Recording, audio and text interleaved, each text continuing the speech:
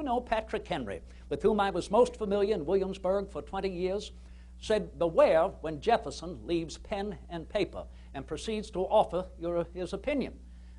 You will discover that he suffers from stutter oftentimes, that he can be generally shy and reticent, that when he does speak, he has a very high, squeaky voice and will ramble on for hours and is generally inaudible."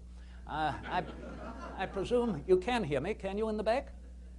Well, then, I've made an improvement these last 31 years.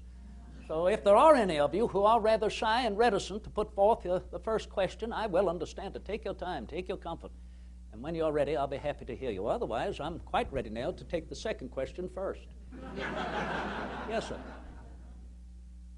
I'm really kind of shy in front of people. And Mr. Jefferson, I've been wanting to meet you for a good many years. My wife and I had the good fortune about 25 years ago of visiting your beautiful home in Monticello.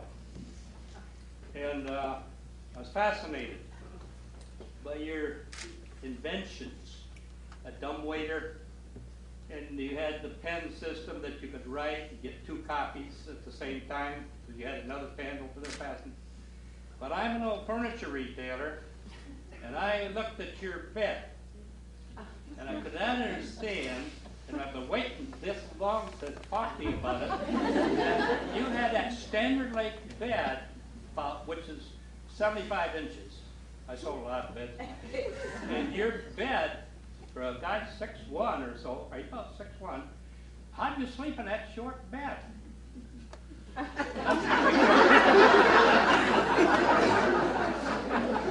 Well, sir, I may say, for one who purports to be so shy to offer, I'm rather embarrassed by your knowledge of my intimate chambers.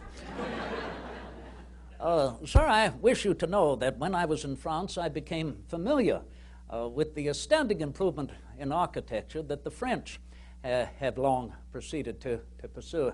And I will let you know that their alcove beds are ingenious, particularly during the wintertime when covered with curtains to prevent the chills and the airs of interrupting one's slumbers. And therefore, I have pursued even a further perfection of that by allowing an alcove bed in the middle of my chamber. And that way, during the very hot, the tepid and humid summer times in Virginia, I can sit and lie down, though I sleep somewhat sitting up with pillow behind me.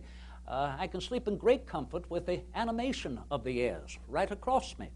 And in the wintertime, of course, with the one window on one side of the bed open and my hearth, my fireplace on the other, well, then the warm airs are carried across me at night. So there is a purpose for that curious contrivance. But I will tell you that as I stand 6 feet, nearly 3 inches, 180 pounds, that my bed is 6 feet and 2 inches in length. I referenced that I usually sleep in a prone position, and that way I can afford to maintain a balance in my humors. And I often fall asleep in a good read, and it is usually a book on moral authority, which I can assure you makes my slumbers all the more peaceable. So, if you will allow, sir, think as you choose and let others do as well to prevent any arguments, and therefore allow me to my attentions in my design of my bed.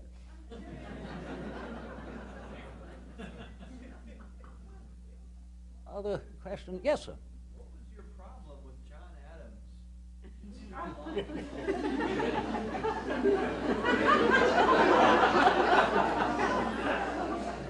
What was Mr. Adams' problem with me? Is what I would tell you this, sir. I hope someday soon that I might reinvigorate and reconvene the correspondence that I had kept with my old compatriot, Mr. Adams. No, sir, when I first made the acquaintance of Mr. Adams in the spring of 1775 and the extension of it was the beginning of the Second Continental Congress in Philadelphia, I realized then no two men could be so different. As I announced, I stand 6 feet, nearly 3 inches, 180 pounds. Mr. Adams, standing 5 feet and 7 inches. Some say he weighs upwards of 240 pounds. In fact, if you would allow, I remember that we often referred to him in the Continental Congress because of his royal manners as his rotundity. But I wish you to know that is the only ill that I can say about him, let alone that he might be somewhat vain and irritable. But no, otherwise you cannot be in his presence but a few moments and feel a great affection for him. And I still feel that affection and that love throughout all of these years. We worked on the Declaration together. We were appointed minister plenipotentiaries for our nation at European courts. Mr. Adams at the court of King George III at St. James's in London, myself at the court of His Majesty Louis XVI in France. I think, however, it was upon our return that truly our differences of opinion began. I think the influence in both of those kingdoms had its effect. Mr. Adams always remained rather dedicated to the British fashion and custom, and I have ever been rather a Francophile. I think also that as Mr. Adams was vice president, he adhered more to the Federalist proclivities of the Washington's administration. These were opinions that were held staunchly by the great colossus, the great host of his own political platform, the Secretary of the Treasury, Alexander Hamilton. And therefore, as Mr. Adams well knew, my contentions with Hamilton were so provocative in the cabinet that I found it necessary to resign rather than to provoke a further schism therein. But, sir, these are ancient arguments. They have been from time immemorial, and they still continue.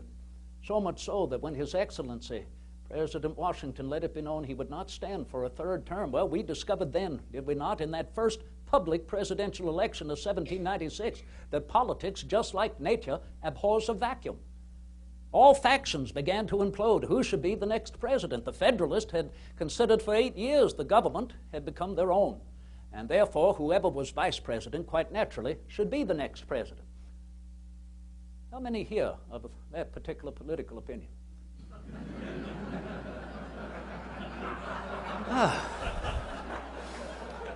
Well, what a comfort it is to know I am amongst my fellow anti-federalists here this evening.